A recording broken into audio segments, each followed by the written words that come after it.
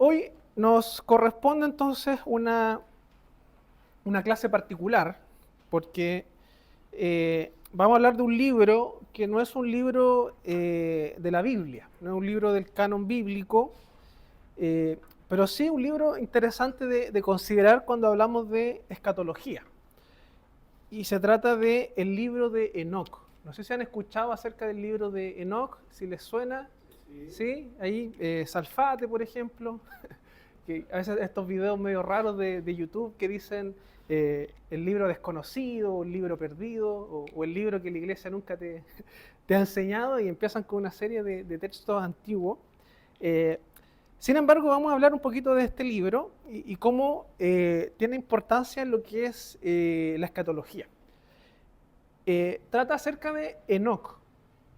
Este Enoc es el Enoc que se menciona en la Biblia, ¿ya? Del cual no tenemos mucha información. De hecho, es poquísima la información de la Biblia. No sé si usted sabe en qué pasajes bíblicos se menciona Enoc, si recuerda. Cuando aparecen los profetas que tuvieron ¿Ya? ¿Eso está en Hebreos o no? Hebreos 11. Hebreos 11 se nos menciona a Enoc. Busquémoslo, a ver.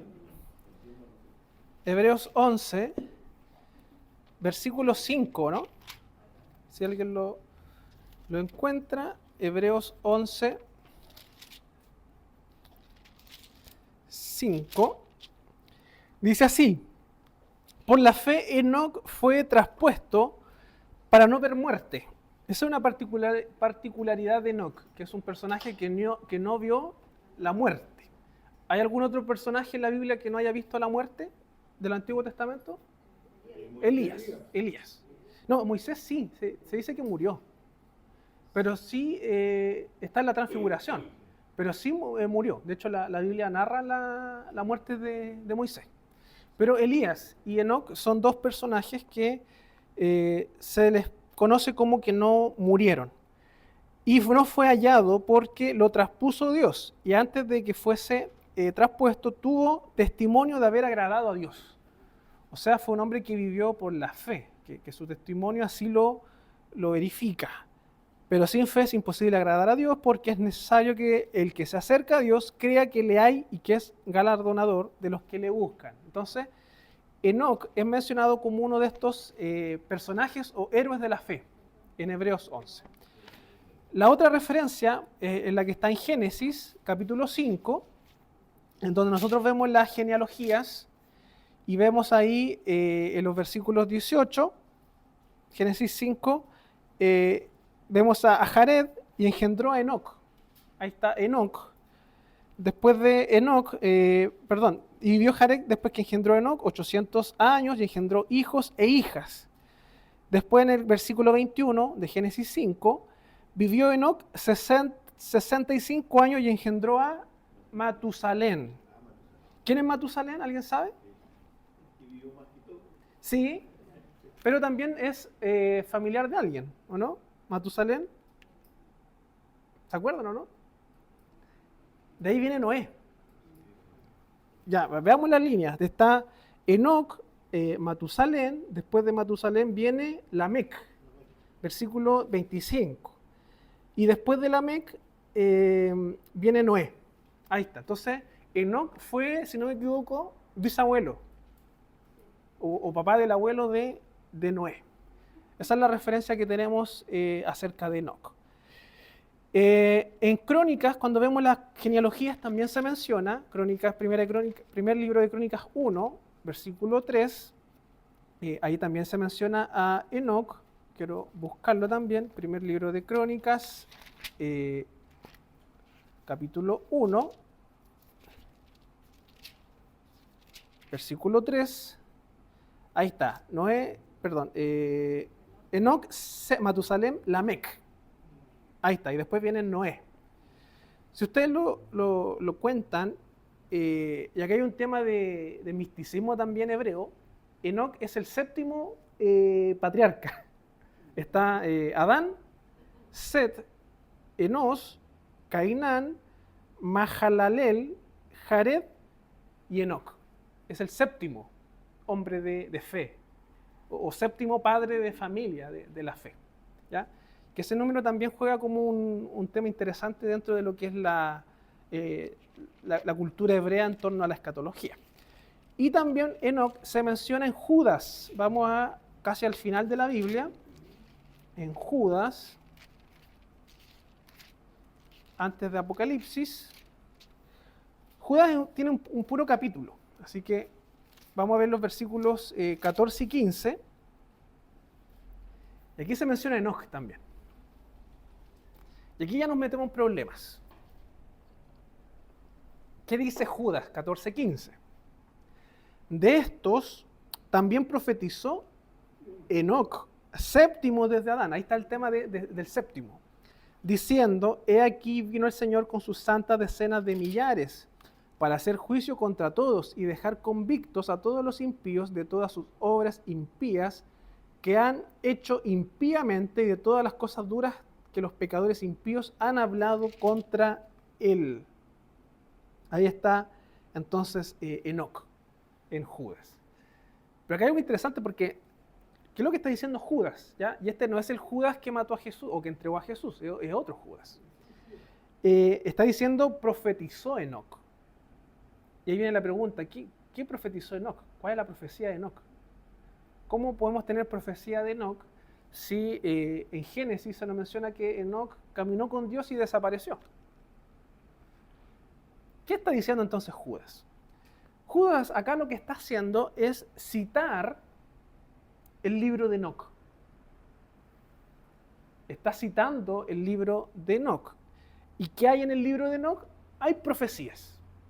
Y una de ellas tiene que ver con la que está citando acá Judas, ¿ya? Entonces, en cierto sentido, hay una conexión entre lo que cita Judas acá y lo que está en el libro de Enoc. Pero ahora tenemos que responder una pregunta. ¿El libro de Enoc es parte de la Biblia? No, no es parte de la Biblia. ¿Por qué no? Ya, buena pregunta. En primer lugar, porque Dios no lo quiso, pero vamos a ver ahora por qué no es parte de la Biblia. Vamos a hacer una cronología de la historia. Y esto nos va a servir para la serie de Esther, que también vamos a iniciar el domingo. Nosotros vamos a situar acá, si quisiéramos llamarlo, el ministerio de Jesús, ¿ya? Esta última etapa, del siglo I hacia adelante, ¿ya? Del siglo I hacia ahora.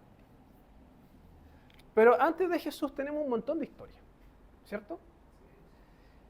La pregunta que yo le hacía es por qué Enoc yo les preguntaba si Enoc estaba en la Biblia, ustedes decían que no, y la hermana preguntaba por qué.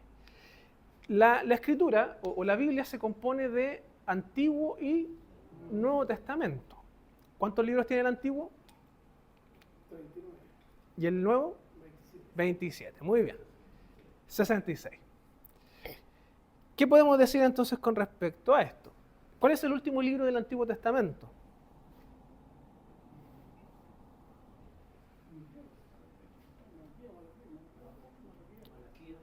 Es Malaquías. Malaquías. Malaquías. Vamos a colocar acá entonces Malaquías. Que según pude averiguar, y si esto no está mal, sería aproximadamente en el 430 antes de Cristo. Malaquías. ¿Ya? ¿En qué contexto está Malaquías? ¿Se acuerdan?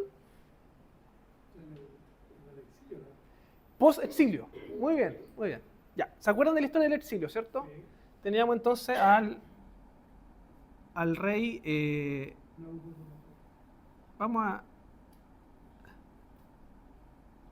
a colocar acá, en primer lugar, a David, que reunifica el reino, ¿se acuerdan? Después viene una sucesión de reyes, pero después el reino se divide. Y aquí nosotros tenemos el exilio en Babilonia. Y ahí, por ejemplo, está lo que nosotros leíamos de Daniel. ¿Se acuerdan de Daniel? Está en este contexto, el exilio de Babilonia. Entonces, ¿qué es lo que nosotros vemos en la Escritura? De que a David se le hace una promesa. ¿Ustedes recuerdan del pacto que hace con la casa de David? Dios, que iba a tener un hijo o un rey que iba a ser eterno, un reino eterno. Entonces, esa esperanza empieza a formarse en la Escritura y en el pueblo de Dios. Esta idea de un rey, o mejor dicho, un reino. ¿Qué ocurre? Que cuando llega el exilio de Babilonia, los israelitas piensan que esta promesa de reino no se está cumpliendo. Y ellos empiezan a perder esa esperanza. Como si Dios nos prometió un reino, ahora viene Nabucodonosor, destruye Jerusalén, destruye el templo, esta promesa no se va a cumplir. Y ahí viene la visión que tiene Daniel, ¿se acuerdan?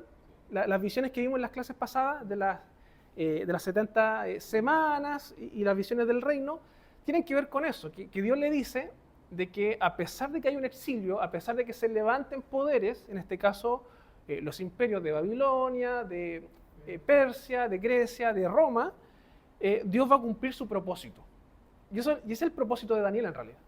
Más que predecir cosas así del futuro, lo que está diciendo es que Dios gobierna la historia y el reino de Dios se va a establecer. ¿Ya? ¿Qué ocurre? Después del exilio vienen los medo-persas que invaden o conquistan Babilonia. ¿Se acuerdan qué personaje es? ¿Quién conquista Babilonia? Ciro. Es Ciro. Ciro. Y aquí viene el imperio persa con Ciro. ¿Ya? Ahí después los persas toman el control de Babilonia. Ellos empiezan a gobernar antiguamente así funcionaba la política. Habían imperios, hacían guerras y si ganaban empezaban a anexar dominios y tenían su trono. Eso es importante cuando leamos Esther. Ya cuando lleguemos o prediquemos Esther, nos vamos a dar cuenta también de eso, de los dominios de los cuales tenía el imperio persa. Entonces Ciro conquista Babilonia y es Ciro que permite que los judíos regresen. Y aquí viene lo que nosotros podríamos llamar la reconstrucción.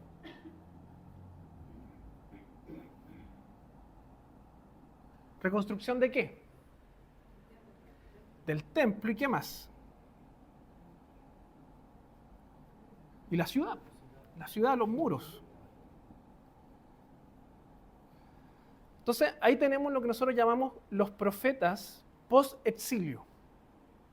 Los que después de la llegada o la reconstrucción están en este contexto final de la revelación bíblica. ¿Ya? Ahí tenemos a Ageo, por ejemplo, Esdras, Nehemías, y todo lo que tenga que ver con esta parte final de la historia. ¿Ya? Se construye el segundo templo en el 516. Con Nehemías se reconstruyen las murallas en el 432 a.C. Y en el 430 podríamos situar al último profeta del Antiguo Testamento, que es Malaquías. Si nos saltamos al Nuevo Testamento, nosotros vemos que la revelación bíblica parte con... ¿Quién inicia la revelación bíblica? ¿Alguien sabe? Con Juan el Bautista. El ministerio de Juan, eso está en Lucas, si no me equivoco. El ministerio de Juan el Bautista. Entonces podríamos decir que acá está Juan el Bautista, que podríamos decirlo o situarlo como en el año, ¿se acuerdan la cronología que veíamos la vez pasada? Como el año 26 más o menos, 26 después de Cristo, 27. Pero ¿qué ocurre? Que entre Malaquías y Juan el Bautista hay un periodo largo, ¿Alguien sabe cómo se llama? De- Ya, es un proceso, es un periodo intertestamentario porque está entre los dos testamentos. Pero tiene un nombre. Ya, saquen la cuenta, ¿cuántos años son más o menos? Este sería el 26 después de Cristo. ¿Cuántos años son aprox? 400. ¿Han escuchado o no 400? Los 400 años de silencio. Estos son los 400 años de silencio. En donde estaba la revelación dada por Malaquías, pero por 400 años no hay más revelación. No hay más mensaje de Dios. Entonces fíjense cómo hemos ido avanzando. Hay una promesa de reino, hay exilio, las esperanzas bajan, Dios a través de Daniel les dice, yo voy a cumplir mi propósito, vuelven a reconstruir la ciudad, sigue habiendo revelación, pero de un momento a otro hay un periodo largo en donde ya no hay más revelación bíblica. Es como que Dios ya no nos habla más. Dios ya no nos está acompañando. ¿Qué ocurre ahí? Que en este periodo empiezan a ocurrir cambios políticos. Pasamos de Babilonia a Persia. ¿Quién viene? Grecia. Entonces aquí se levantan los griegos. ¿A través de quién? ¿Alguien sabe qué personaje? Alejandro Magno. Alejandro Magno. Entonces ahí sale Alejandro Magno, que es un gran personaje que es quien conquista Persia. Entonces pasa los judíos de estar bajo un imperio persa a un imperio griego, en donde la cultura es griega, el idioma es griego, por lo tanto el Antiguo Testamento ahora se traduce del hebreo al griego. ¿Cómo se llama esa traducción? Lo hemos dicho, ¿se acuerdan? La Septuaginta. Septuaginta. De ahí viene la Septuaginta. O sea, la Septuaginta es una Biblia que se crea antes de Jesús, que es la traducción al hebreo, perdón, al griego del hebreo. Entonces Jesús, cuando él cita la palabra de Dios, él cita la Septuaginta. Eso es interesante, ¿ya? Él cita la Septuaginta. Entonces pasamos a un periodo de incertidumbre porque empezamos a ver de que hay personajes o imperios que empiezan a dominar. Y es como que nuevamente Dios dejó de hablarnos y siguen levantándose enemigos. Y ahí empieza dentro de el pueblo judío una especie de, no sé si llamarlo revolución, pero sí un deseo, un anhelo de que el reino llegue a través de diversas formas. ¿Han escuchado de los macabeos? ¿O la revuelta de los macabeos? Es un movimiento político, o un tema político, que se da en este contexto también. Que ellos creían o esperaban de que el reino llegara a través de una revuelta política, por ejemplo. Surgen estos movimientos políticos. Y también en este periodo, dado que Dios no habla, porque hay silencio, empiezan los judíos a escribir literatura. A escribir ellos literatura que les dé ánimo, que les siga cultivando esa esperanza del reino. Y ahí nacen un montón de libros que son, o que podríamos llamar apócrifos, que no son parte del canon bíblico. Y entre ellos está Enoc, el libro de Enoc. Entonces, el libro de Enoc se escribe en este periodo.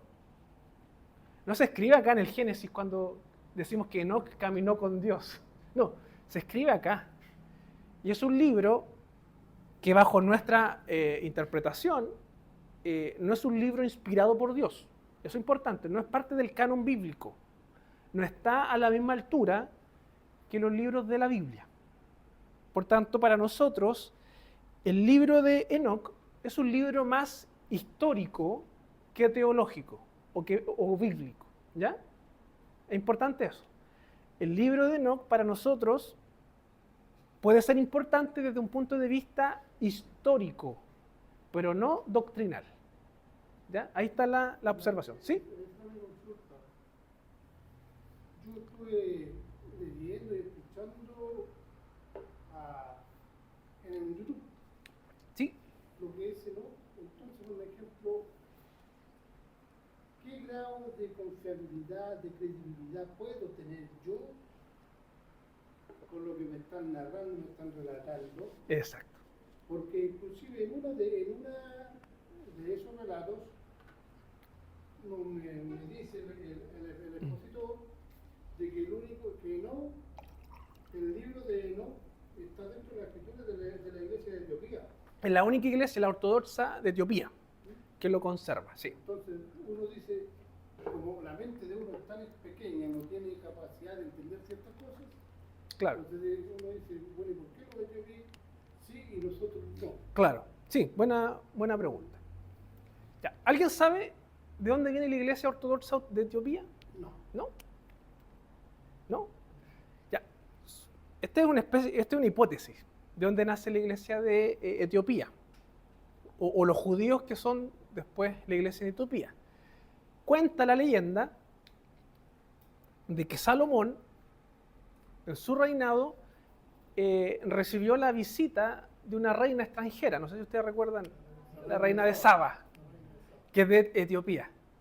Y cuenta la historia, la tradición, de que con ella tuvo un hijo. Y de esa descendencia hubieron judíos que en Etiopía formaron una comunidad creyente que tomó también textos del contexto judío y los llevaron a su contexto. Y entre ellos obviamente está el libro de Enoc. ¿Por qué no está en el canon o en nuestra Biblia? Y aquí viene lo interesante. Y aquí vamos a una clase de bibliología. ¿Cómo nosotros tenemos certeza de que los 66 libros que están acá son la palabra de Dios? ¿Cómo podemos verificar eso o saber a ciencia cierta o con certeza de que estos son los verdaderos, el texto divino de Dios? ¿Hay alguna forma en que históricamente se haya verificado o comprobado esto? ¿Todo tiene una relación? ¿Ya? Tiene el principio, tiene lo último, todo lo escrito son por ejemplo, revisados con, ¿cómo es la palabra? Los que están revisados durante menos tiempo son los más verídicos. ¿Ya? Más algo parecido así porque Ya. no recuerdo yo. Se habla solamente de un ser, que es Dios, Jehová, ¿Ya? y todos los libros tienen relación con él. Ya. Hay un tema. Nosotros cuando vamos a la Escritura y queremos tener certeza de que los libros que están acá son la palabra de Dios, tenemos que dividirlo en Antiguo y Nuevo Testamento. ¿Ya? Entonces, la primera pregunta, y el hermano Leo decía que son 30 y, ¿cuánto? 39. ¿Cómo nosotros sabemos que los 39 libros del Antiguo Testamento son los libros inspirados por Dios? Históricamente, ¿cómo podemos saberlo? ¿Saben? Porque esos 39 libros son los libros que históricamente los judíos siempre los consideraron como la palabra de Dios.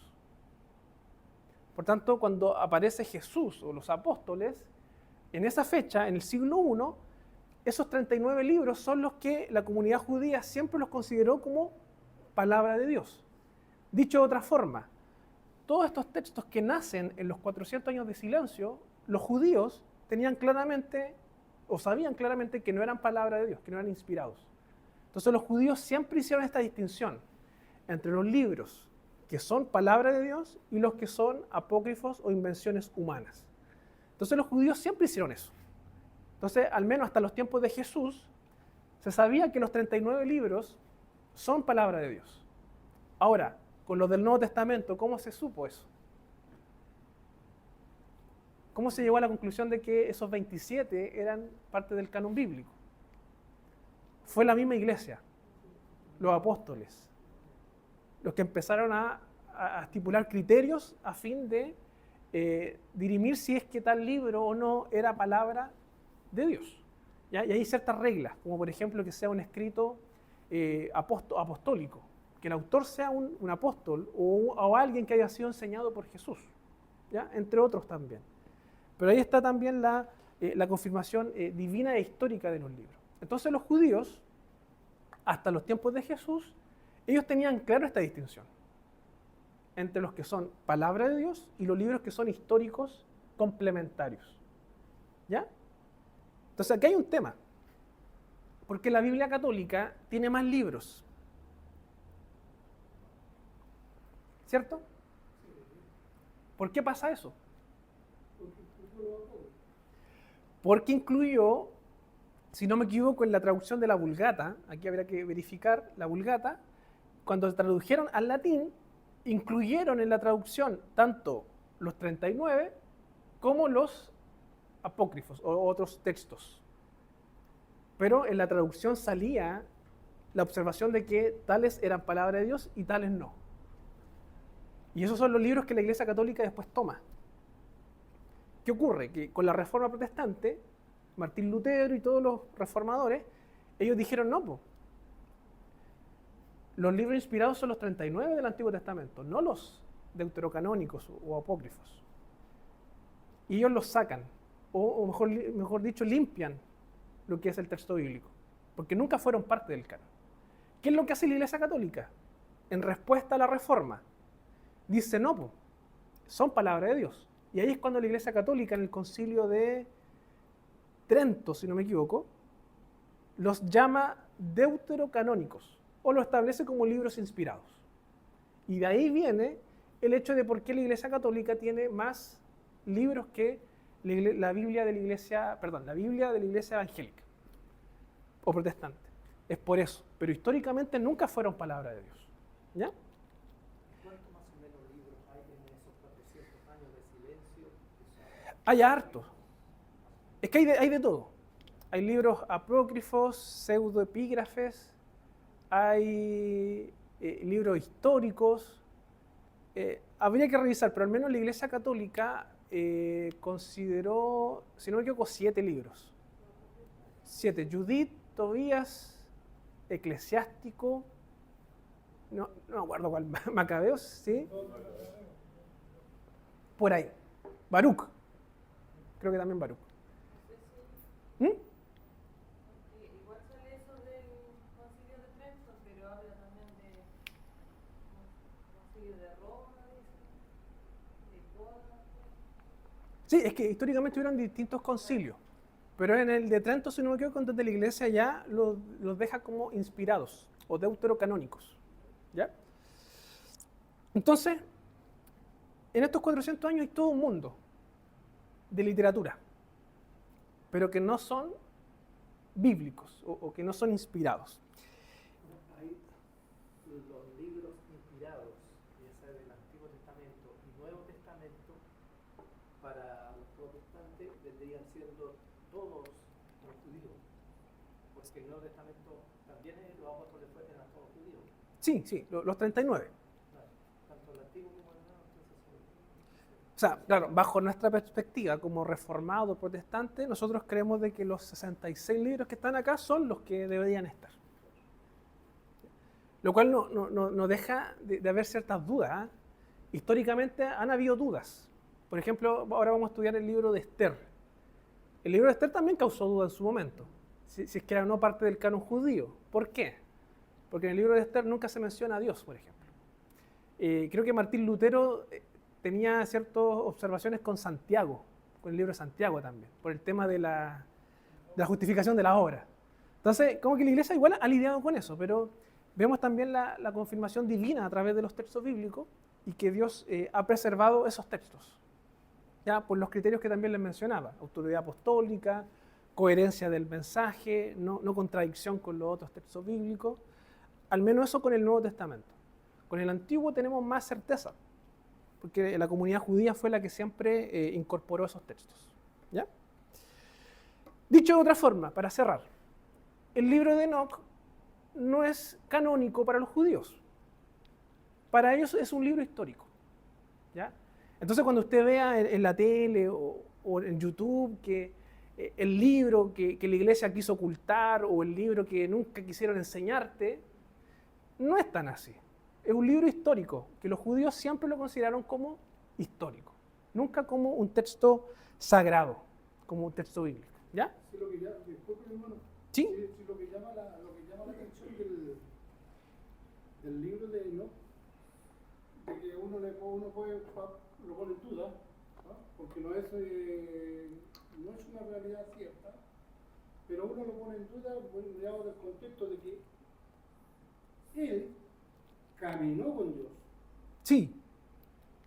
Él estuvo con Dios. Entonces, si él estuvo con Dios, y a mí me dice yo estuve con Dios, yo creo tiro. Claro. No sé si me entiendes, Sí, mi hermano. pero el punto es que no sabemos si ese texto son palabras de Enoc o es algo escrito por Enoc. Porque es como que, no sé, yo haya vivido en los primeros años de la historia, desaparecí, viví mi experiencia con Dios y después, como años después, siglos después, alguien aparece y escribe el libro de Gerson, con lo que Gerson vivió o experimentó. Pero ustedes no tienen idea si eso yo lo dije. Y es posible, y esto es una de las hipótesis, es que el libro de Enoc es un compilado o es historia de las creencias judías acerca de Enoc. Pero no implica que Enoc haya vuelto del cielo y haya dicho, esto es lo que pasó, aquí está. No es tan así. Son más que nada especies de tradiciones o, ¿cómo se puede decir? Historias de boca a boca en generaciones. Incluso hasta mitológicos, podríamos. Claro. Entonces, el libro de Enoc tiene ciertas explicaciones o intenta dar explicaciones a ciertos eventos del Génesis. No sé si ustedes pudieron investigar o leer, que habla, por ejemplo, de los Nefilim, los gigantes. Y ahí se da una explicación de que en realidad esos Nefilim son hijos de ángeles caídos. Entonces, tenemos dos caminos. O es lo verdadero, que Enoc vino y lo reveló, o es también tradición judía que ellos lo fueron manteniendo en el tiempo y después lo escribieron. ¿Ya? Lo más probable es que sea lo segundo. Entonces ahí Enoc, o mejor dicho, el libro de Enoc, señala de que estos ángeles que se revelaron fueron los que vinieron a la tierra, tuvieron hijos, fueron los gigantes y Dios mandó el diluvio. Sin embargo, añade más cosas. Por ejemplo, de que estos ángeles caídos fueron los que enseñaron a la humanidad ciertas cosas, como la ciencia, la hechicería, creo, cosas de astronomía, cosas de maquillaje, incluso cosmético, todo eso, como brujería, y eso ya parte a ser como parte de la tradición o el pensamiento judío de la época, cómo ellos intentan dar explicación a todo esto. Y eso se va manteniendo de generación en generación, hasta que en esta época en donde hay una necesidad de esperanza, se escribe este libro. ¿Ya? ¿Y por qué se escribe? Porque también estas tradiciones de Enoc tienen ciertos comentarios apocalípticos. ¿Ya? Literatura apocalíptica. ¿Y qué entendemos por literatura apocalíptica? Literatura que apunta hacia la consumación de los tiempos. Y por eso el libro de Enoc lo vamos a considerar ahora, ¿ya? No porque sea bíblico, sino porque este libro influencia el pensamiento de los judíos de esta época. Es por eso. Y es por eso que Judas, y lo leíamos delante, él cita o menciona a Enoc, la profecía de Enoc. ¿Cuál es la profecía de Enoc? No tenemos idea, no sabemos cuál es. ¿Cuál es la hipótesis de eso? Que posiblemente, en los tiempos de Enoc, cuando él era una persona justa y vivía en la tierra, Dios le reveló algo. Y esa revelación o esa profecía, Enoc la transmitió, y esa transmisión fue de generación en generación y fue compilada también dentro de esto. Es una hipótesis para poder comprender esto. ¿Ya? Entonces, en una época de necesidad, en una época de buscar la esperanza del reino, nace lo que nosotros llamamos el libro de Enoc.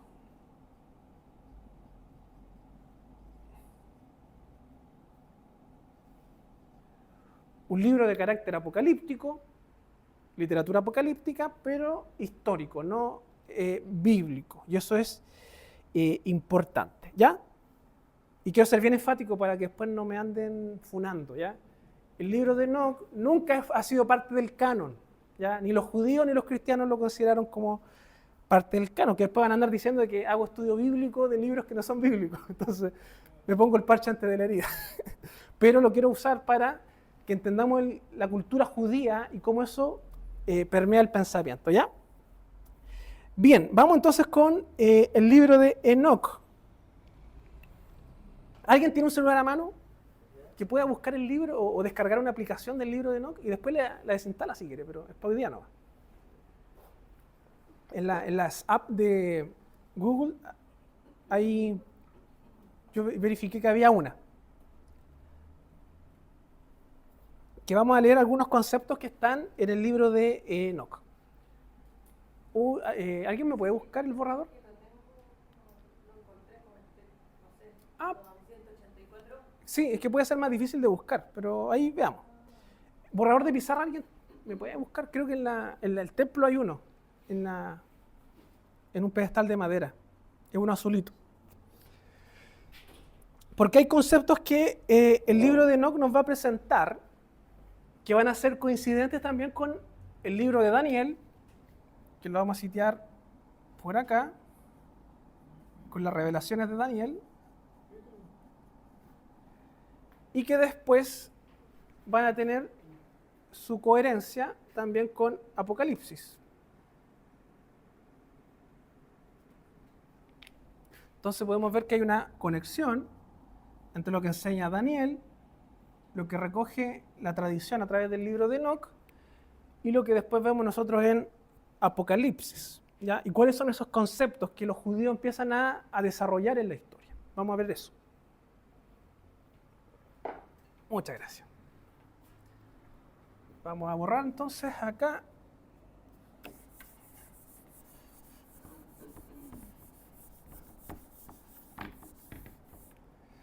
Bien. Ya. Alguien que tenga Daniel abierto en la Biblia.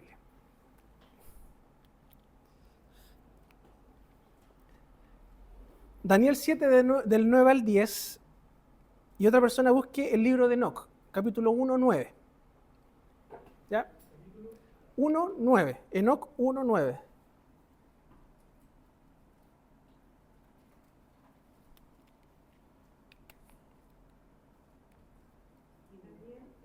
Daniel 7 del 9 al 10.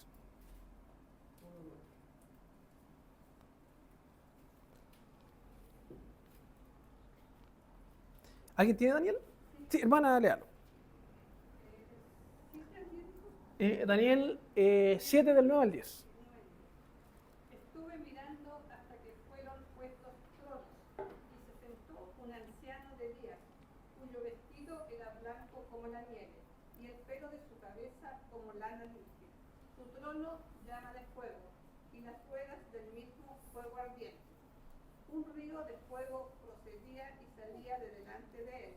Millares de millares le servían, y millones de millones asistían delante de él. El juez se sentó y los libros fueron abiertos. Ya. A través de la visión de Daniel, nosotros vemos el concepto del juicio final. Entonces ya, en la época de Daniel, en Babilonia, escatológicamente a los judíos se les empieza a formar esta idea de que va a haber un momento en donde va a haber justicia, un juicio final definitivo. Esto se reafirma en el libro de Enoc, que es un libro histórico de la tradición. Primer libro de Enoc, 1.9, ¿alguien lo tiene? Ya, ¿qué dice? Y he aquí, él viene con 10.000 de sus santos para ejecutar juicio sobre todos y para destruir a todos los impíos y para convencer a toda carne de todas las obras de su impiedad que impíamente han hecho y de todas las cosas duras que los pecadores impíos han dicho contra él. Ya, muy bien. Entonces ahí se nos presenta esta idea del juicio, el concepto de los impíos, de la justicia de Dios. Voy a leer Enoc 22.4, dice: están hechos para tal cosa hasta el día en que sean juzgados, hasta momento del gran juicio que se les dará el último día. Entonces también empieza a desarrollarse este concepto del día final, el último día o el día postrero, que ya aquí empieza a mostrarse en la antigüedad en el pueblo de Israel. Daniel 7, hermana Adriana, usted va a tener Daniel, ¿cierto? Sí. Ya, el 13-14. Miraba yo en la visión de la noche y aquí con las nubes del cielo venía uno como un hijo de hombre que vino hasta el anciano de días y le hicieron acercarse delante de él y le fue dado dominio, gloria y reino para que todos los pueblos, naciones y lenguas le sirvieran.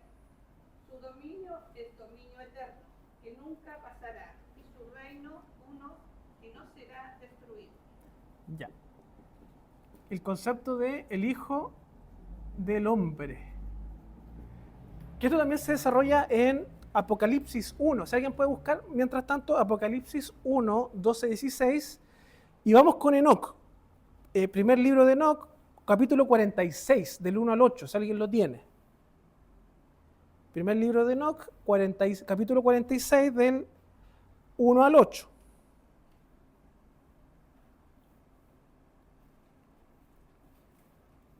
Ya, del 1 al 8. Y allí vi a uno que tenía una cabeza de días, y su cabeza era blanca como la lana. Y con él estaba otro ser cuyo rostro tenía la apariencia de un hombre, y su rostro estaba lleno de gracia, como el de los santos ángeles. Y le pregunté al ángel que iba conmigo y me mostró todas las cosas ocultas acerca de aquel hijo del hombre. ¿Qué era y de dónde era? ¿Por qué se fue con la cabeza de los pies? Y él le respondió y me dijo: este es el Hijo del Hombre que tiene justicia, en quien mora la justicia, y quien revela todos los tesoros de lo que está escondido. Porque el Señor de los Espíritus lo ha elegido, y cuya suerte tiene la preeminencia ante el Señor de Espíritus en rectitud para siempre. Y este Hijo del Hombre, a quien has visto, levantará a los reyes y a los poderosos de sus tronos, y los fuertes de sus tronos, y soltará las riendas de los fuertes, y rompe los dientes de los pecadores, y derribará a los reyes de sus tronos y reinos, porque no lo ensalzan ni lo alaban, ni reconozcan humildemente de dónde les fue otorgado el reino. Y humillará el semblante de los fuertes, y los llenará de vergüenza, y las tinieblas serán sus moradas, y los gusanos serán su cama. No tendrán esperanza de levantarse de sus lechos, porque no ensalzan el nombre del Señor de los Espíritus. Y estos son los que juzgan las estrellas del cielo, y levantan sus manos contra el Altísimo, y pisen la tierra y habiten en ella, y todas sus obras manifiestan injusticia, y su poder descansa sobre sus riquezas, y su fe está en los dioses que han hecho con sus manos, y niegan el nombre del Señor de los Espíritus, y persiguen las casas de sus congregaciones, y los fieles que se aferran al nombre del Señor de los Espíritus. Ya, muy bien. Entonces aquí ya se nos presenta y vamos viendo este desarrollo histórico del concepto del Hijo del Hombre, que ya lo habíamos visto en Daniel, pero acá como que empieza a desarrollarse una idea más, no sé si más teológica o más poderosa, de alguien que va a gobernar y reinar. ¿Qué quiero decir con esto? De que en la cultura judía entonces empieza a formarse esta idea de que va a venir alguien. Este Hijo de Hombre, este libertador, no es humano, sino que está en la presencia de Dios, con este anciano, con este hombre blanco, con esta santidad. ¿Ah? El anciano de días que menciona Daniel. Entonces, ¿qué quiero decir con esto? Que en los tiempos de Jesús, cuando Él hace su ministerio, Él ocupa el concepto de el Hijo del Hombre. Entonces no es un concepto nuevo para los judíos, sino que ese concepto viene desarrollado de Daniel, pero también viene profundizado, en cierto sentido, por el libro de Enoc. ¿Qué ocurre? Que cuando llega Jesús, ¿qué es lo que piensan los judíos de él? ¿Se acuerdan? ¿O qué es lo que esperaban de él? Que los liberara de la opresión. Y viene por esto. Porque los judíos están con la esperanza de que va a venir un rey, un hijo del hombre, que los va a librar de los imperios humanos. En este caso ya había pasado Babilonia, Persia, Grecia y ahora estaba Roma. Y es por eso que ellos esperaban a Jesús como un libertador, como un líder político. Alguien que iba a venir a terminar con Roma e iba a establecer su reino. Este reino que había sido prometido a David. Sin embargo, el propósito de Dios trasciende eso. ¿Ya? Apocalipsis 1, 12, 16. ¿Sí? Mano leo. Y me volví para ver la voz que hablaba conmigo, y vuelto vi 7 candeleros de oro, y en medio de los 7 candeleros a uno semejante al Hijo del Hombre, vestido de una ropa que llegaba hasta los pies y ceñido por el pecho con unos cintos de oro. Su cabeza y sus cabellos eran blancos como blanca lana, como nieve, sus ojos como nieve, sus ojos como llamas de fuego, y sus pies semejantes al bronce unido, refulgente como un horno, y su voz como estruendo de muchas aguas. Tenía en su diestra 7 estrellas, de su boca salía una espada aguda de 2 filos, y su rostro era como el sol cuando resplandece en su fuerza. Ya.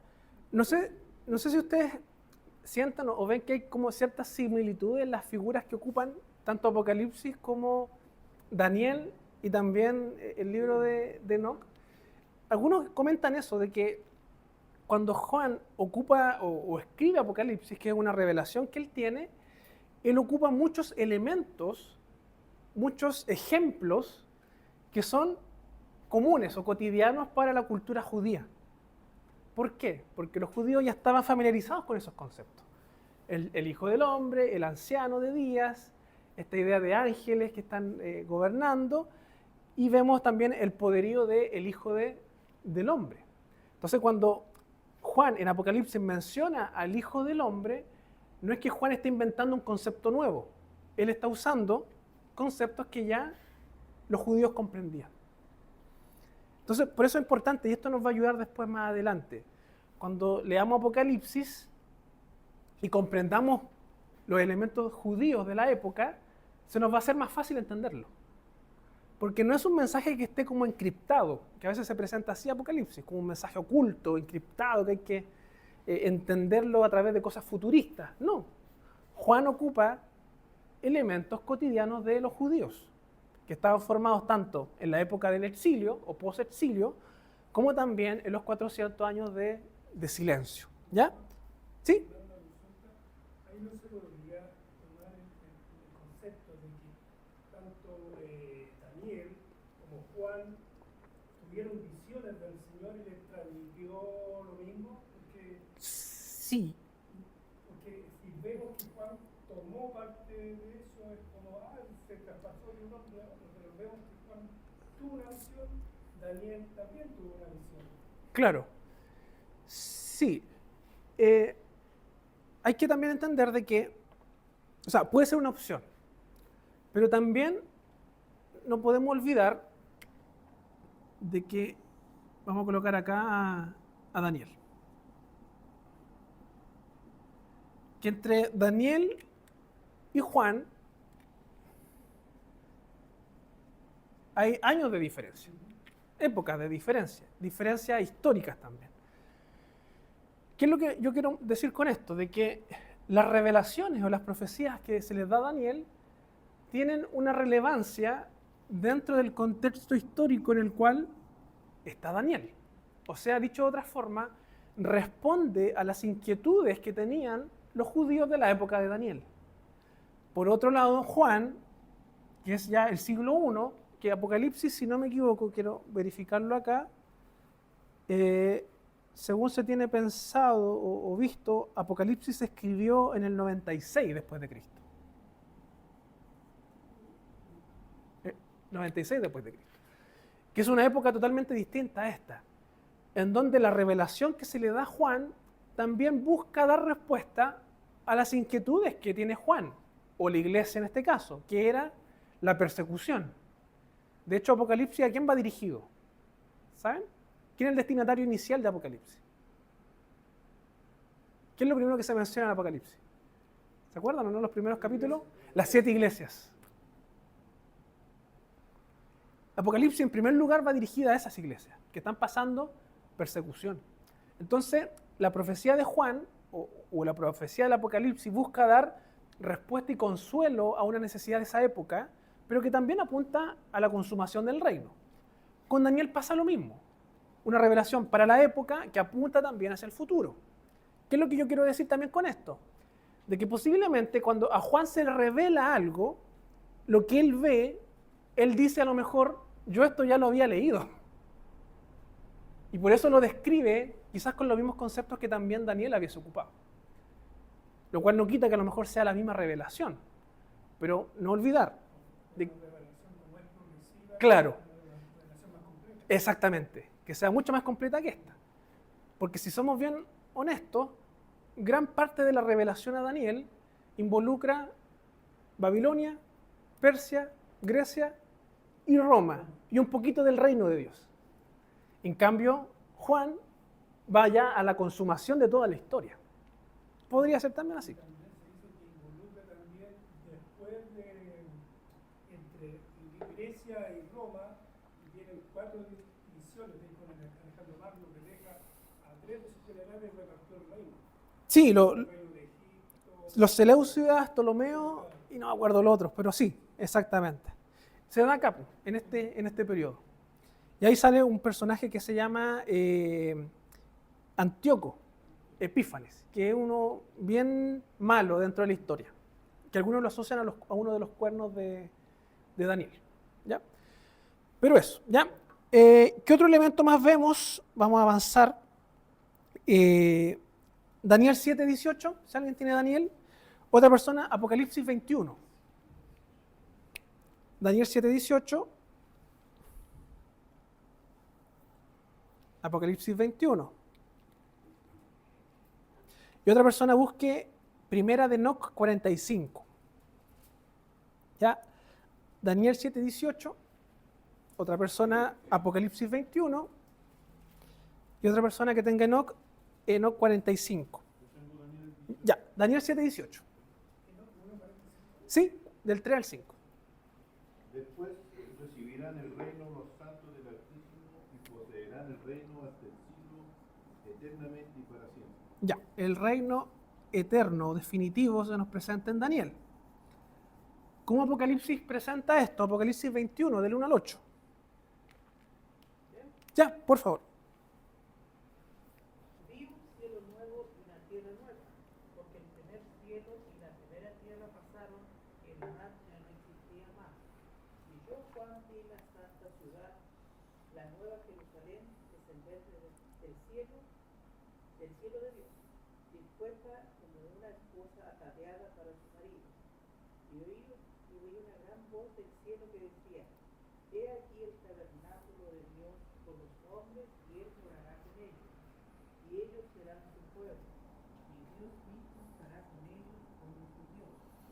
Enjugará Dios toda lágrima de los ojos de ellos, y ya no habrá muerte, ni habrá más llanto, ni clamor, ni dolor, porque las primeras cosas pasaron. El que estaba sentado en el trono dijo: He aquí yo hago nuevas todas las cosas. Y me dijo: Escribe, porque estas palabras son fieles y verdaderas. Y me dijo: Hecho está, yo soy el alfa y la omega, el principio y el fin. Al que pudiere ser, yo le daré gratuitamente de la fuente del agua de la vida. Y el que venciere, heredará todas las cosas, y yo seré su Dios, y él será mi hijo. Ya. Se nos presenta entonces en Daniel el concepto del reino eterno, que en Apocalipsis toma este concepto de la nueva creación, que es lo mismo en realidad. Que el reino eterno de Dios se manifiesta a través de una nueva creación en donde ya no hay pecado, en donde toda lágrima va a ser enjugada, el pecado va a ser juzgado, por lo tanto ya no va a haber necesidad de, por ejemplo, del sol, porque Cristo va a estar con nosotros. ¿Ya? Enoc 45, del 3 al 5. En ese día mi elegido se sentará en el trono de la gloria y probarán sus obras,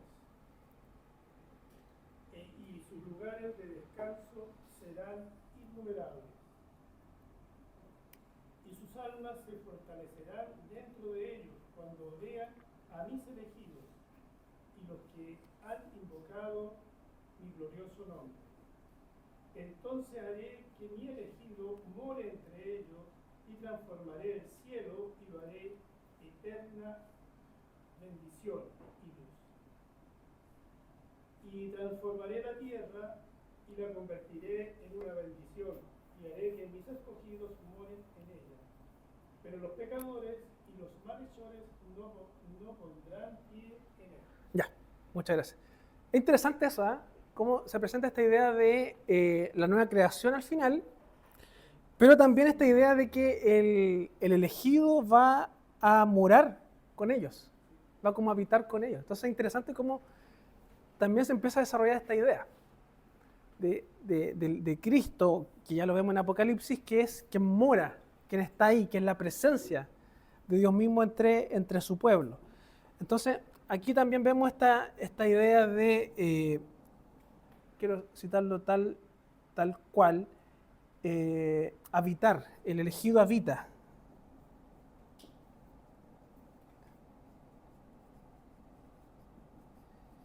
Que son conceptos interesantes. ¿Se acuerdan cuando Jesús dice que el rey arrepentido, que el rey no ha llegado? Tiene que ver también con él, de que él está habitando. Hay un autor que dice, y él habitó entre nosotros, Juan capítulo 1 creo, ¿no? Está esa misma idea. Entonces, ¿qué quiero decir con esto? No es que Jesús esté validando o haciendo canónico el texto, sino que Jesús y los escritores del Nuevo Testamento ocupan también conceptos que son conocidos por los judíos, que se empiezan a desarrollar también en esta época. Entonces, esta idea del reino de Dios involucra una nueva creación, pero también la presencia del elegido de Dios en medio de su pueblo, ¿ya?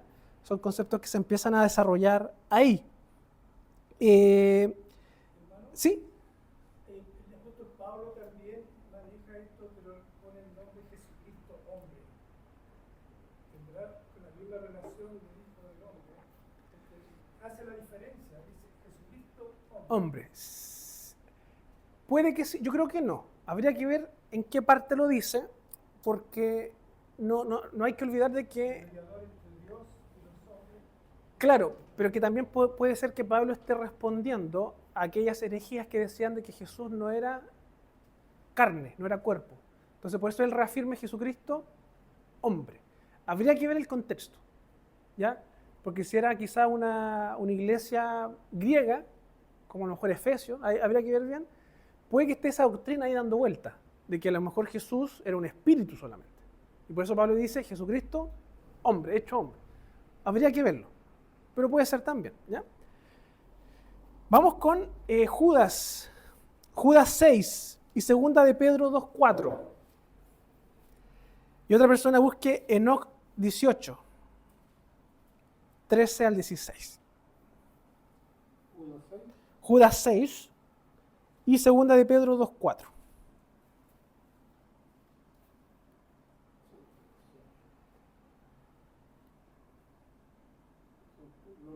Ya, Judas 6.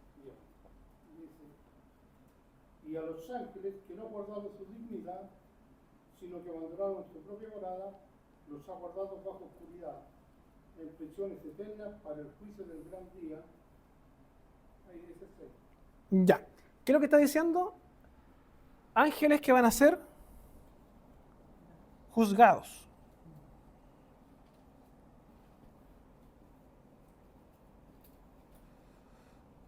Segunda de Pedro 2:4. Dice, porque el Señor no perdonó a los ángeles que pecaron, sino que arrojándolos al infierno, los entregó a prisiones de oscuridad para ser observados. Ya. Entonces son ángeles que están prisioneros o encarcelados.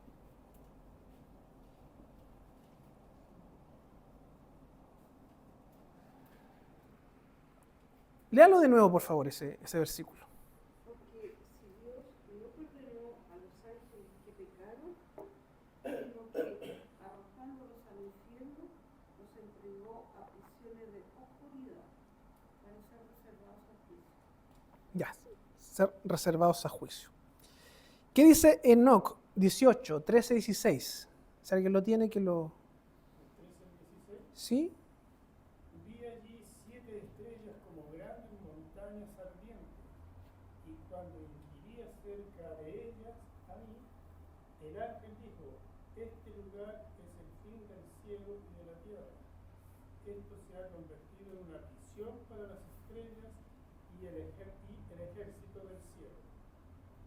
Y las estrellas que ruedan sobre el fuego son aquellos que han transgredido el mandamiento del Señor al principio de su salida, porque no salieron en sus tiempos señalados, y se enojó con ellos y los ató hasta el tiempo en que su culpa debería ser consumada, incluso por 10.000 años. Ya. Algunos comentaristas señalan de que cuando Pedro escribe esa carta en 2 de Pedro 2:4, él está teniendo en mente el libro de Enoc, en donde se cita a estos ángeles o estas estrellas que han transgredido el mandamiento del Señor.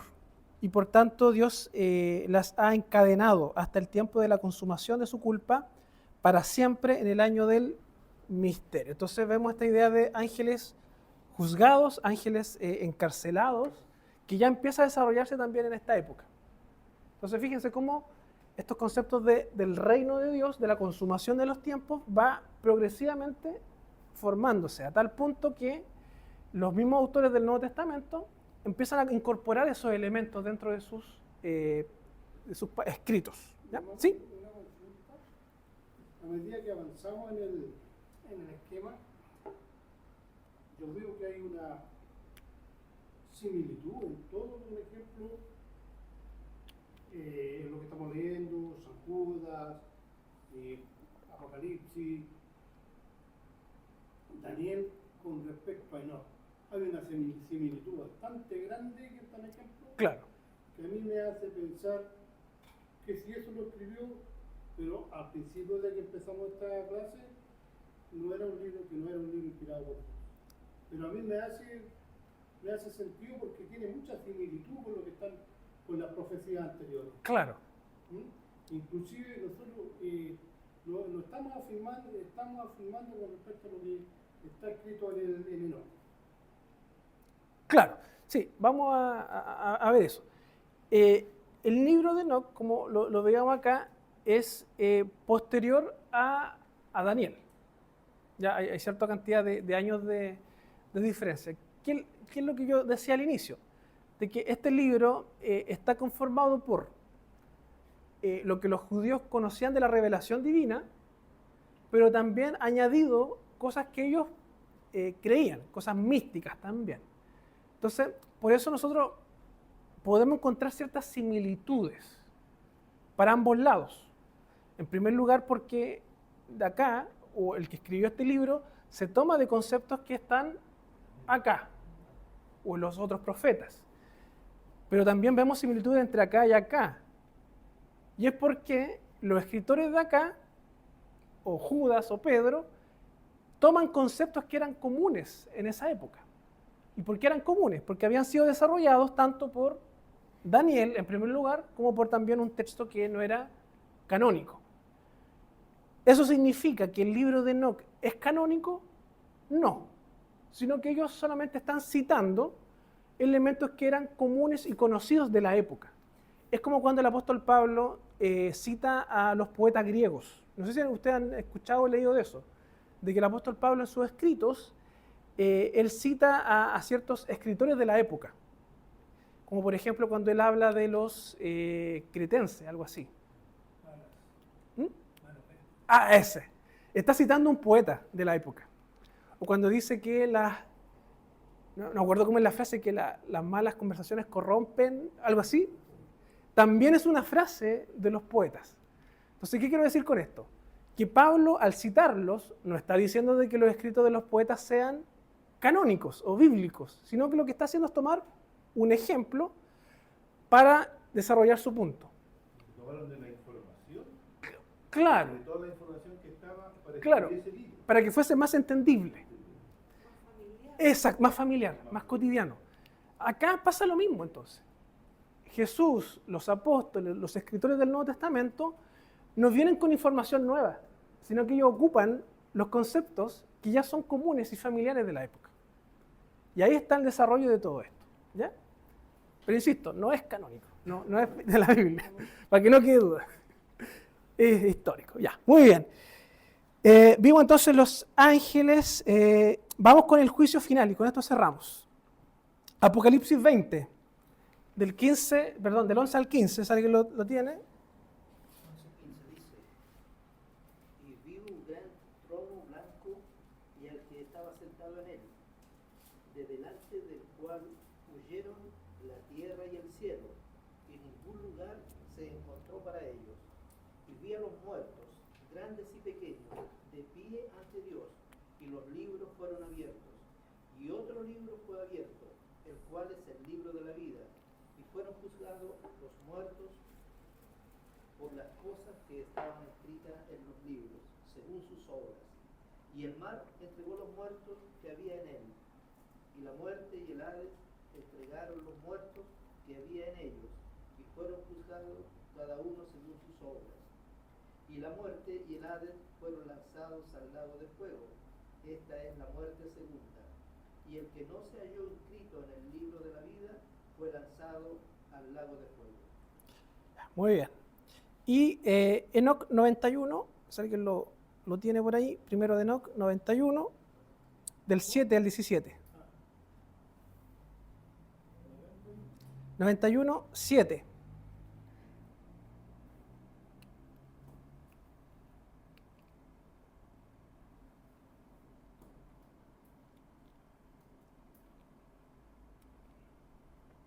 ¿Sí? Del 7 al 4. Al 17. Cuando el pecado y la injusticia y la blasfemia, y aumenta la violencia en toda clase de hechos, y aumenta la apostasía, la transgresión y la inmundicia. Un gran castigo vendrá del cielo sobre todos estos, y el Señor Santo saldrá con ira y castigo, para ejecutar juicio en la tierra. En aquellos días la violencia será cortada de raíz, y las raíces de la injusticia juntamente con el engaño, y serán destruidos de debajo del cielo. Y todos los ídolos de las naciones serán abandonados, y los templos ardieron con fuego, y los quitarán de toda la tierra, y serán echados al juicio del fuego, y perecerá en ira y en severo juicio para siempre. Y los justos se levantarán de su sueño, y surgirá la sabiduría y les será dada. Y después de eso las raíces de la iniquidad serán cortadas, y los pecadores serán destruidos a espada. Serán cortados de los blasfemos en todo lugar, y los que planean violencia y los que cometen blasfemias perecerán a espada. Y después habrá otra, la octava semana, la de justicia, y se les dará una espada para ejecutar un justo juicio sobre los opresores, y los pecadores serán entregados en manos de los justos. Y al final adquirirán casas a través de su justicia, y se edificará una casa para el gran rey en gloria para siempre. Y después de eso, en la novena semana, el justo juicio será revelado a todo el mundo, y todas las obras de los impíos desaparecerán de toda la tierra. Y el mundo será escrito para destrucción, y toda la humanidad mirará hacia el camino de la rectitud. Y después de esto, en la 10ª semana, en la 7ª parte, habrá el gran juicio eterno, en el cual ejecutará venganza entre los ángeles. Y el primer cielo partirá y pasará, y aparecerá un nuevo cielo, y todos los poderes de los cielos darán 7 veces más luz. Y después de eso habrá muchas semanas sin número para siempre, y todo será en bondad y justicia, y el pecado nunca más será mencionado. Ya, muchas gracias. Entonces vemos ya esta idea de la eliminación completa del pecado, esta idea del juicio, de la justa retribución, esta idea de la tierra también renovada, que se empieza a desarrollar también en esta época y en estos escritos. Entonces, y como bien lo decía el hermano Leo, vemos conceptos que son muy similares, conceptos que son como compartidos incluso. Cuando entremos a ver Apocalipsis nos vamos a encontrar con más conceptos que son similares, parecidos, y uno va a decir, es lo mismo que está diciendo Daniel incluso, a lo mejor, o es lo mismo que está acá. Pero tiene que ver con eso, de que los autores del Nuevo Testamento ocupan elementos ya conocidos para describir lo que se le está haciendo revelado. Entonces, esto nos va a ayudar harto cuando vayamos después a leer Apocalipsis, porque ya no va a ser un libro tan oscuro o oculto, sino que puede ser que muchos de los elementos que estén ahí ya lo hayamos visto, tanto en Daniel como en el libro de Enoc, que es un libro histórico. Entonces, para cerrar, ¿qué quiero decir con todo esto? El libro de Enoc entonces no es un libro inspirado, es un libro histórico que nace en esta época en donde los judíos tienen una necesidad de esperanza del reino. Dios ha dejado de hablar, 400 años de silencio, por lo tanto los mismos judíos empiezan a producir textos para darse como esperanza o ánimo entre ellos. Entre esos textos está el conocido libro de Enoc, que tiene bastante similitud con lo que está anunciado en Daniel y que podríamos también señalar de que muchos de estos conceptos también son usados por incluso Jesús o los apóstoles en los escritos del Nuevo Testamento. Entonces ya la mentalidad judía de la época de Jesús ya va más formada, en cierto sentido, en aspectos escatológicos. Porque ¿qué es lo que ellos saben? De que va a haber un juicio. ¿Qué otra cosa saben? La aparición del Hijo del Hombre, que es una persona o es alguien que va más allá de un ser humano, sino que alguien que tiene este llamado o este poder dado por el anciano de días. Vemos este concepto del reino de Dios, esta esperanza que habíamos visto con David, que se había perdido en el exilio, empieza a recobrar fuerza ahora, el reino de Dios. Vemos esta idea de ángeles juzgados, que también empieza a desarrollarse sobre todo acá y que Pedro y Judas toman en sus escritos. Y vemos de la justa retribución, de que cada uno va a recibir según haya hecho. Entonces, todos estos elementos ya están apuntando a una consumación final que vamos a empezar a ver ya en los escritos del Nuevo Testamento. Pasamos del Antiguo, intertestamentario, y ahora vamos con el Nuevo Testamento y sobre todo Apocalipsis, que es el texto por excelencia de escatología, que habla ya de la consumación del reino. Entonces, fíjense, y con esto quiero cerrar. Lo que les dije delante, Daniel, o la revelación que se le da a Daniel, tiene implicancias relevantes para esa época y también para el futuro, en el corto plazo. Apocalipsis también tiene implicancias para esa época y también para el futuro en el corto y largo plazo, entendiendo de que en la revelación final, Apocalipsis va a presentar toda la historia de la redención. ¿Ya? ¿Se acuerdan ustedes cuando veíamos Daniel en el capítulo 2, esta historia de la estatua? Que estaba conformada por 4 elementos. ¿Qué representaba eso? Los 4 reinos. ¿Y cuáles eran? Persia, griego y Roma. Pero después pasamos al capítulo 7, en donde se nos presentan 4 bestias, ¿se acuerdan? ¿Qué representaban? Los mismos 4 imperios. Después vemos el macho cabrío y el carnero, capítulo 8 parece. ¿Qué representaban? También esos imperios. En este caso 2 particulares, si no me equivoco, el griego y el persa, o el Roma. Habría que revisarlo ya, pero al menos el griego sí o sí. ¿Qué es lo que quiero decir con esto? Si ustedes se fijan, el libro de Daniel te cuenta una misma historia 3 veces. En el capítulo 2, con la estatua, en el capítulo 7, con las 4 bestias y en el capítulo 8 con estas 2 bestias, el carnero y el macho cabrío. ¿Qué quiero decir con esto? De que en la literatura apocalíptica muchas veces no son nuevos relatos lo que se están dando, sino que son los mismos contados desde una perspectiva distinta. En este caso la estatua, que representaba los 4 imperios, las 4 bestias, que representaban los 4 imperios, y el macho cabrío y el carnero, que representaban 2 de esos imperios. No son cosas nuevas, sino que es lo mismo contado desde otra perspectiva, agregando más detalles. Eso es muy típico de la literatura apocalíptica. ¿Por qué quiero decir eso? Porque cuando lleguemos a Apocalipsis nos va a pasar lo mismo. Vamos a encontrarnos con historias que son contadas más de una vez, pero con distintos énfasis, con distintas figuras, distintos elementos, pero que apuntan a la misma historia. ¿Ya? Y eso lo vamos a ver más adelante, pero quédense con esa idea, de que la literatura apocalíptica no necesariamente son revelaciones nuevas cada capítulo, sino que es la misma historia, pero contada desde otra perspectiva. Nos va a ser muy útil para Apocalipsis. ¿Ya? Vamos a orar para cerrar, hermanos, estamos en la hora.